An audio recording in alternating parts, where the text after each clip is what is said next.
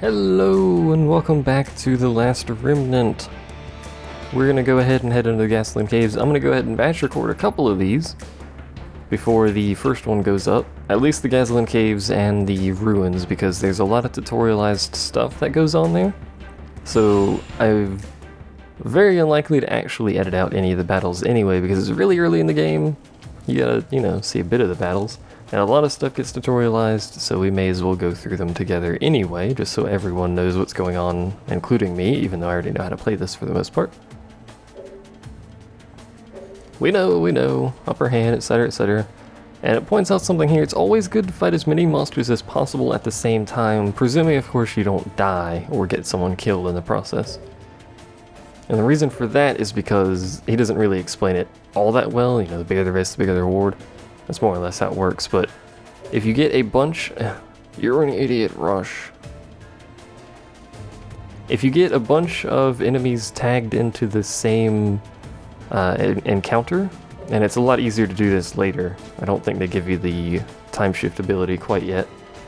But if you get a bunch of enemies tagged into the same encounter, you'll get better rewards and a much higher percentage chance of getting rare drops. And rare drops are extremely valuable because they will allow you to start crafting higher and higher tier weapons and shields and armor and stuff like that.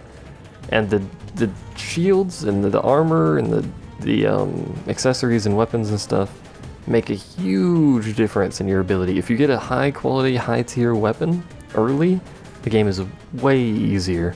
But if you stick with your broadsword for the whole time, then you're going to have a heck of a time. Now these guys have an icon above them, which I don't think the game ever explains it. If they have this broken sword here, that means they're not actively going to chase me. They'll be like, "Oi, mate, get away from me." But they won't actively engage in combat with me. I think he actually got out of it. Yeah, he did. Gosh darned it. You're supposed to get both of them, but one of them moved. He's also twiddling about. Alright, let's move. They'll attack with their equipped weapon or do. I know. Physical arts, combat arts, whatever they're called. We only got one, so her rewards are going to be a bit lower, but I'm not too fussed about it. My frame rate fluctuates a lot in this game, by the way. It's because the camera moves around a lot. There's not really a whole lot I can do about that, to be fair. Now, lower the quality, but whatever. There's your flank attack. Does more damage. Blah, blah. There's also multi-deadlock for large enemies. I'll let you go ahead and read that. There's multi-deadlock for large enemies, where you can't flank them until you have, 2, 3, 4 different unions actually attacking it at the same time before you can actually get a flank attack. Sometimes you can never get a flank attack. But there's also raid lock, and raid lock is very, very bad. You, frankly, want nothing to do with raid lock. And the reason for that is you take huge bonus damage from being in raid lock. You'll start taking tons of damage, and it's very, very difficult to keep things alive in raid lock, especially if they start getting flanked. Normally that'll be a thing that really only happens in boss battles though, where you'll get raid locked. So you gotta be careful about doing that. You gotta be careful about enemies with multi-deadlock because they're a bit dangerous. We can't gather resources yet because we haven't unlocked the ability to do that, so we'll just continue on. I just ran backwards, didn't I? I did. I am a genius. I have a map of the area and I managed to run backwards. Sometimes I wonder. I probably did respawn the enemies though. It did. The enemies... Can you go that way? Can I get you to go that way? Thank you. Hello, friend. Yes, continue. Nope, you're not gonna... Okay, you're done cooperating, whatever. I don't feel like fighting them again anyway. They've changed the enemy spawn mechanics in this game, where I think you have to leave the area to get enemies respawn, whereas in the 360 version you can basically just run around and perpetually fight things. You'll notice that guy has double exclamation point and 2 crossed swords. That means he's very salty and he will chase you. I love that guy's voice actor, by the way. Be careful about enemies that'll chase you because they'll chase you forever. They will never cease chasing you, and if they get you in the back, you're gonna have a bad day. Whoops, wasn't paying attention. That'll come up. I don't know if I'm going to put that on auto or not. I'm probably not going to put it on auto because, frankly, auto sucks at it more than I do when I'm paying attention anyway, but now that I'm commentating it might be a little tricky. Critical triggers can happen on offense and defense. Offense will boost any additional characters in your union forward, so they'll attack before the enemies, and it'll also, if you keep it going, give you a chance to trigger a powerful attack at the end of it. May as well just scroll through this so you can read it without me explaining it. Critical defense, as it says there, will change a dodge into a counter, or block into a counter, or a counter into like a normal attack. I don't think you get counters normally. I don't know. There's a lot of stuff that goes on. There's a reason I'm not splitting these, by the way.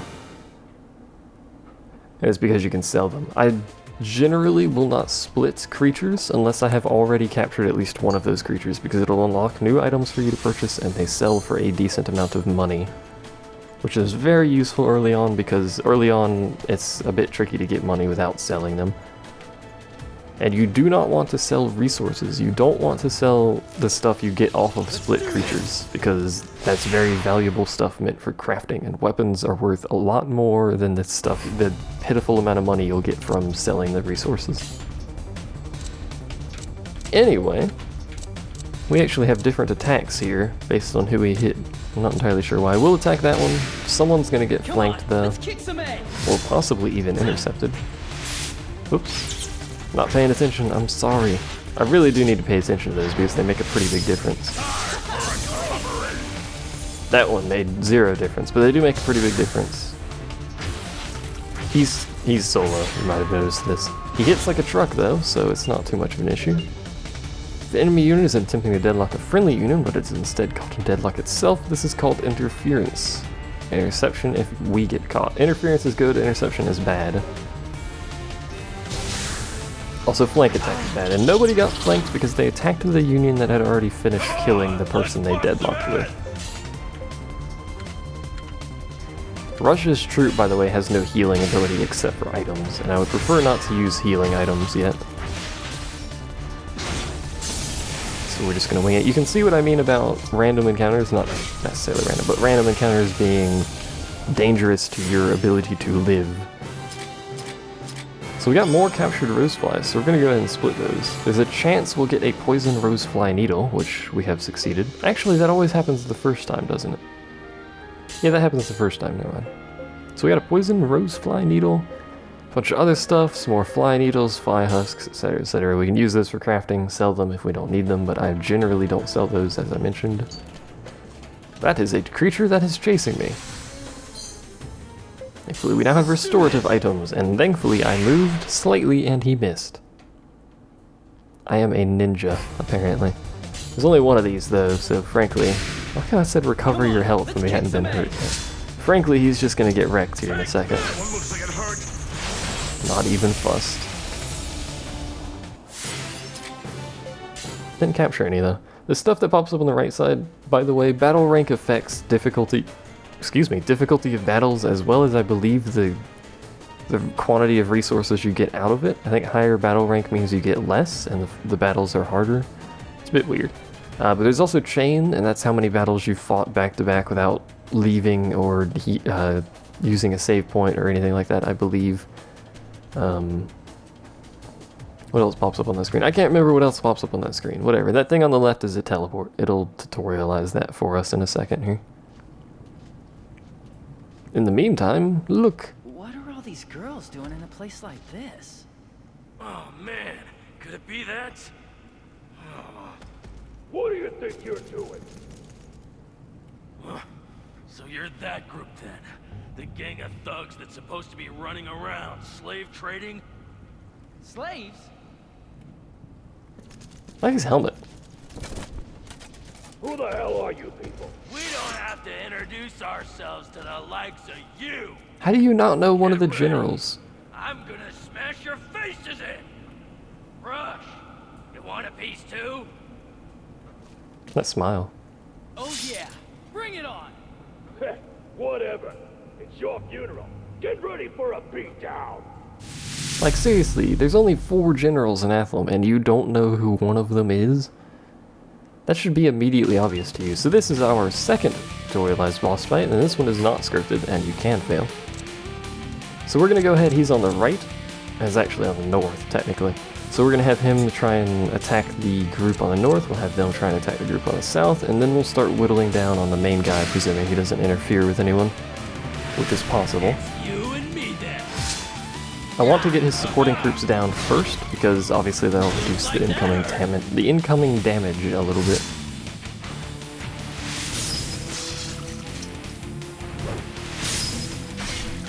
Some perfects, yo. So one group down, let's see who he attacks. He went for the flank, which is legitimately a decent idea. Alright, bring it on! He should probably heal, frankly. It'll break the deadlock, but he really should heal. We will have them... We could have had them heal him, actually, but that would assume he survives that encounter. We'll go ahead and have them attack the boss. Here you go! We should have probably had them deal with the supporting group, but we want to get the flank off. Oh, get the flanking unit away from him, I should say. That was what would be... Oh, come on. That would be what would be called a reassessment. Technically is what it's called. There's the raid lock. I hate raid lock. Possible to force a unit into deadlock without being physically nearby. This is called a raid lock. Raid lock is bad. You can finish them. You cannot finish him because he's a boss and they're beefy. Blacked out units can no longer act, by the way, which isn't necessarily useful on a counter. I hit the wrong button. I'm not making a very good show of this. It doesn't matter. He's the only one left, so we're going to start getting flank attacks, and apparently we're going to Omni Strike him, which will kill him, so... What the hell? Oh, come on. Why do I keep hitting X instead of A? That doesn't even make the slightest of sense.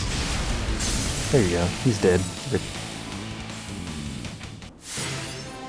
Good job, everybody. We learned Knee Splitter. The abilities you learn are based on the abilities you use, so if you prioritize using physical attacks, he'll prioritize learning physical attacks. On the console version... I don't think we can change it. No, we can't change it. On the console version, it was impossible to stop using arts, so you would have to say no to learning certain arts, so you could actually fill out your limited space with arts you would actually use. You don't have to do that anymore. You can turn on and off arts as you please, so you can just learn every art. We can talk to these women. It doesn't matter. They're just like, oh, thank you. Woo. May as well show it. Thank you. I'll never forget. So we'll talk to him. Be like, Arena's not here.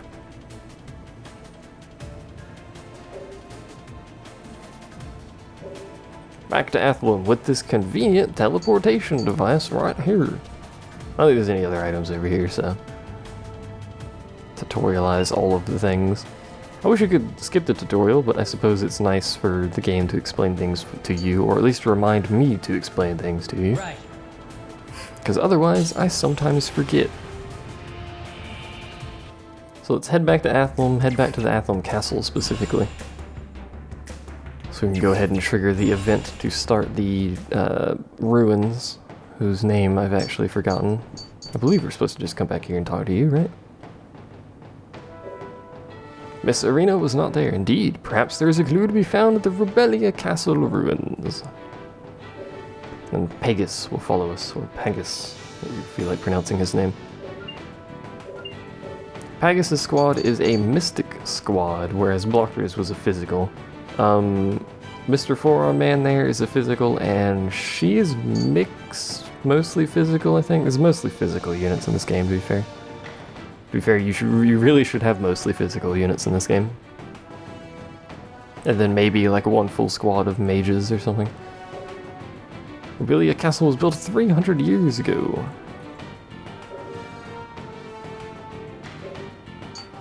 Fair enough. He's, again, the only one that really has any useful or even slightly interesting information, not even really useful.